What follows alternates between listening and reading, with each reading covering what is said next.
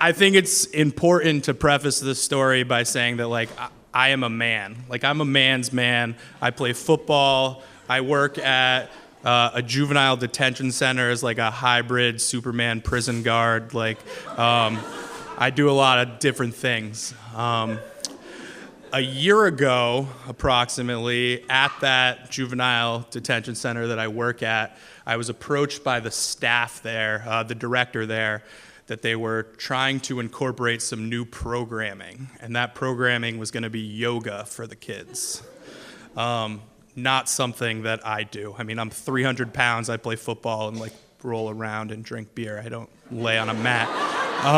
So I was a little bit hesitant when they came to me and said, hey, we want to send you away for a week to a all-intensive yoga retreat.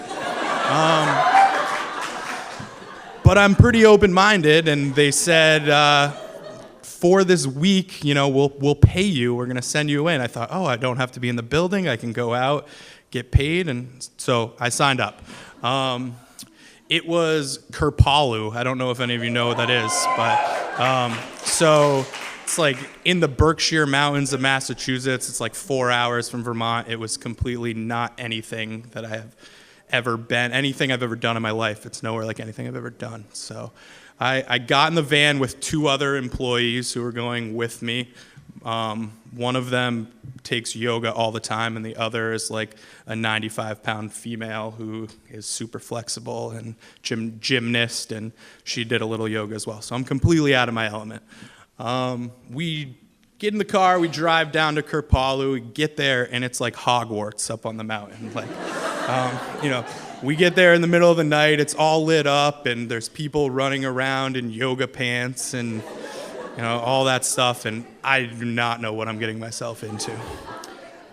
Very, very, very hesitant. I walk through the doors. One of the women that I had worked with, she attended Kerpalu on her own about a year prior.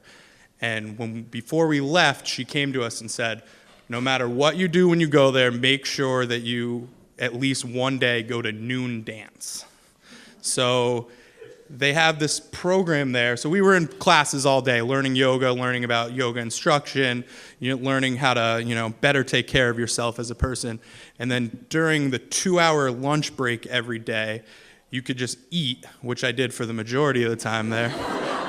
Or you could take another yoga class, or they offered meditation, and they also offered this noon dance class.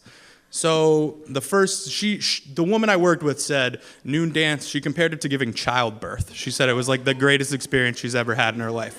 So knowing that I'm never going to be able to give childbirth, I thought, like, I guess I got to try it out.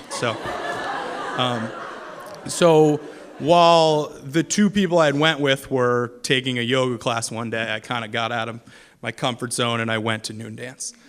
So I walked in, and there's probably like 50 people in this big circle, and there's an instructor with like a headset mic that's running the whole thing, and she's starting you out with some basic stretches, and you know, you're kind of like moving around and floating and like starting that. And then she asks everyone to get on all 4s. So I'm a little concerned at this moment, but I get down there, and she, you know, I'm balanced out on all 4s, and she starts going through like cat-cow pose, which this is all new to me. I'm just learning this. So like cat-cow, cat-cow. So I'm getting through it. I'm doing it, struggling a little bit. And I'm kind of rigid, because the next thing she says is, now pretend that you're actually a cat. And she's like, start looking around the room, and maybe you notice another cat that catches your eye. And so now I'm like, whoa, like all 4s, like super, super still and super quiet. And this woman, she looks at me, and I'm trying not to see her, but I definitely see her. You can't miss her. She's got like big, long red hair, like flowing clothes, and she's just a personality. So she starts crawling over to me on all 4s. And I'm still like, and I'm just thinking like, I have a girlfriend at home. I don't know what's about to happen. I don't know what they do at these hippie retreats, like help. But so I'm staying there. And the next thing the instructor says is, maybe you start rubbing hips with the person next to you. So she comes over, and I guess I looked inviting, so she's got her hips right along mine. She's just rotating the hips and rubbing against me. And then she starts to purr. And that was just too much for me. And then my mind is freaking out, it's racing, I'm going crazy. And she looks at me and she says, "Have you tried purring?" And I told her that I didn't think I had it in me, and she kind of persisted, and she kept gyrating, and so finally, I kind of looked around the room and realized, the people I work with, they're gone in another yoga class. There's nobody else here. No one's ever gonna find out about it, right? So I let out a little purr,